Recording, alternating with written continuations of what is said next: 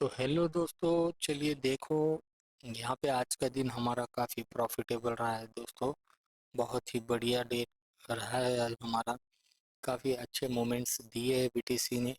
और ये देखिए, यहाँ पे हमारा ये पहला टारगेट था। ये पहला हमारा टारगेट आया है यहाँ से।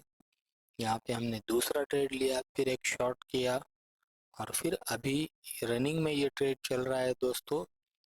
तो काफ़ी अच्छा ट्रेड हुआ है आज दिन भर। बहुत ही बढ़िया प्रॉफिट में रहे हैं हम लोग। तो चलिए, देखते रहिए ऐसे ही वीडियोस हमारे। बहुत बहुत धन्यवाद। और हमारे वीडियो को लाइक और चैनल को सब्सक्राइब ज़रूर कर लीजिए।